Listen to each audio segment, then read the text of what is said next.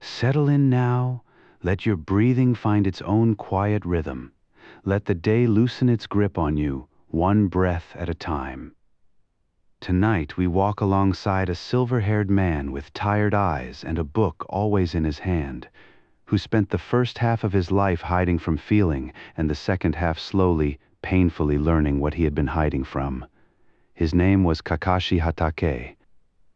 And the rule he lived by, the one it cost him almost everything to finally understand, was this: those who abandon their mission are trash, but those who abandon their comrades are worse than trash.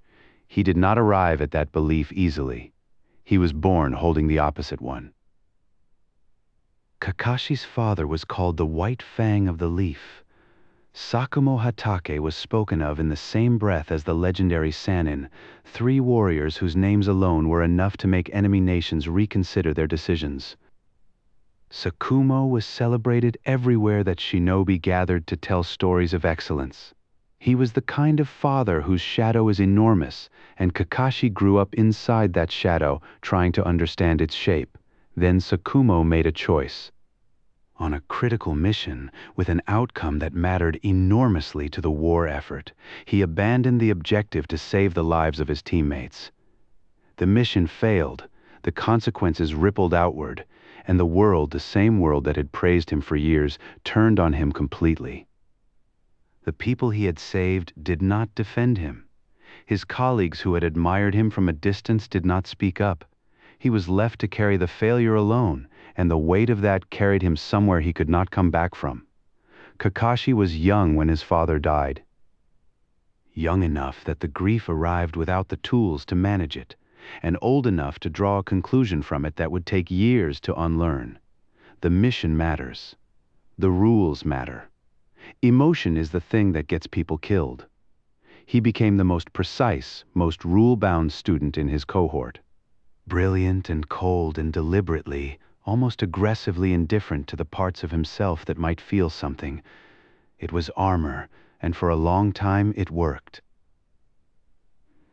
Kakashi was placed on a genin team with two people who could not have been more different from him: Obito Uchiha, who was late to everything and dreamed enormous dreams about becoming Hokage someday and protecting everyone he loved, and Rin Nohara, who was steady and warm and had a way of being present in a room that made other people feel less alone.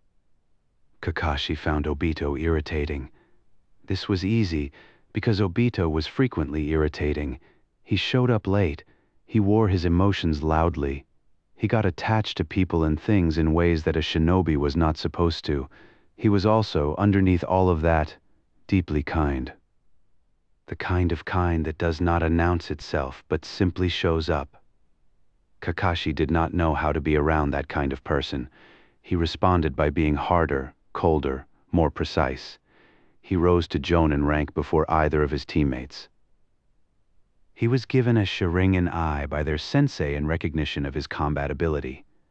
He was, by every external measure, the success of the group.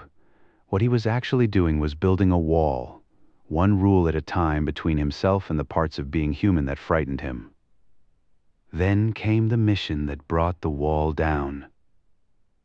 In a tunnel, in the chaos of wartime, the ceiling came apart. Obito pushed Kakashi clear of the falling rocks and was crushed beneath them in his place. There was nothing to be done, no technique, no strength, no rule that covered this. Obito was going to die in a collapsed tunnel in a country far from home, and Kakashi was going to survive because Obito had decided, in the fraction of a second available to him, that Kakashi's life was worth more than his own. In his remaining moments, Obito gave Kakashi his Sharingan eye. He gave it because he wanted Kakashi to be able to see the world differently, literally with the eye, but also in the other sense.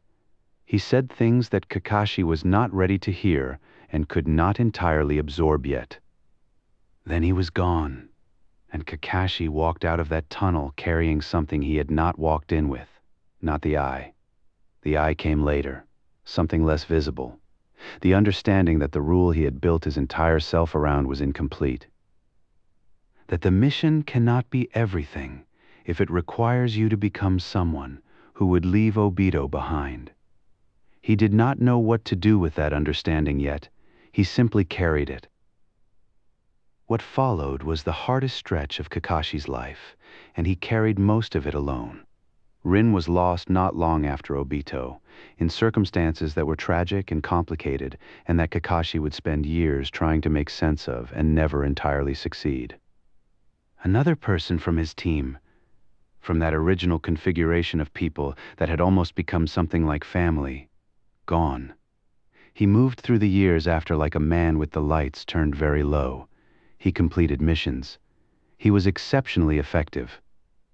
No one who worked alongside him could have told you what he was thinking or whether he was okay, and many of them probably did not think to ask because the exterior was so controlled that there appeared to be nothing to ask about.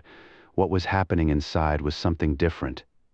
He was asking himself, in the silences between missions, whether anything could be worth this, and he was not finding an answer that satisfied him.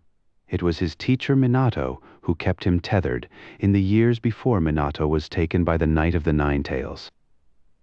And after Minato was gone, after the fourth Hokage sacrificed himself to protect the village he led, Kakashi had to find a way to keep going that did not depend on anyone else being there to ask if he was all right. He did, eventually. It took a long time, and it was quiet, and nobody gave him a medal for it. When Naruto and Sasuke and Sakura appeared in front of him for their Genin examination, Kakashi looked at them and felt something he had not expected: recognition.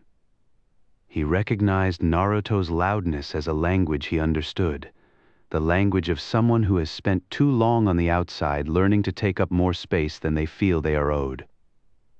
He recognized Sasuke's silence, the particular stillness of someone armoring themselves against something they are afraid of. He recognized Sakura's effort, the way she was working twice as hard to be seen as capable by people who had already decided they knew what she could do. He recognized all of it because he had lived versions of all of it, and that recognition cracked something open in him, quietly, without fanfare. He was not prepared to let these three become what he had become. He wanted something better for them, not because he had figured out how to want things for himself yet, but because they gave him a reason to figure it out. He taught them technique, yes. But more than that, he tried, imperfectly and with the awkward effort of someone who had spent years out of practice at caring, to teach them what it had taken him so long to learn, that they were stronger together, that the mission mattered, but not more than the people beside you on it. That the rules exist to serve something, and that something is the people you are protecting. When the wars finally ended, and the village began the slow work of becoming something sustainable, the question of leadership arose. There were candidates, there were arguments, and there was somehow Kakashi, who had not sought the position, had not campaigned for it, and who accepted it with the quiet resignation of someone who understood that sometimes the thing you did not choose is exactly the thing you are supposed to do. He was a good Hokage, steady, thoughtful, not interested in glory. He made the decisions that needed making, and he did not make a performance of making them. And then when Naruto was ready, when the kid who had laughed too loud in every corridor of his childhood had grown into someone the village could believe in, Kakashi handed it over. Without drama, with what looked from the outside like relief, and what felt from the inside like completion.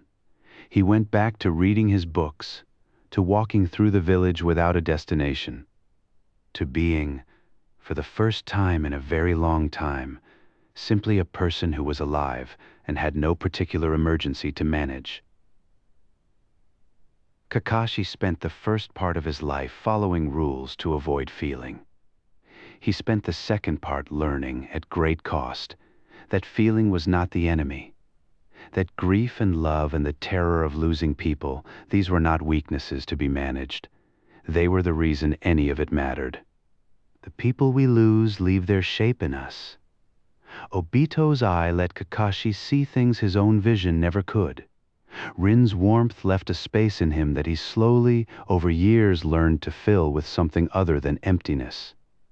Minato's faith in him became the scaffolding he rebuilt himself on after everything else fell. That is how it works, sometimes. The people who are gone do not simply disappear. They become part of the architecture of who you are. You carry them forward into a future they did not get to see, and in doing so, you give their lives a kind of continuation that was never in the original plan but matters enormously anyway. As you drift toward sleep tonight, let that settle gently. The people who shaped you are still shaping you. The ones who believed in you before you believed in yourself, they are still here, in the way you hold yourself, in the choices you make, in the moments when you choose to stay rather than leave. The night is very quiet. The village is safe. Rest now.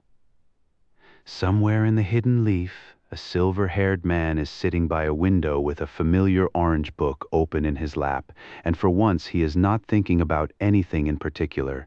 He is just breathing. Just here, that, in the end, is enough.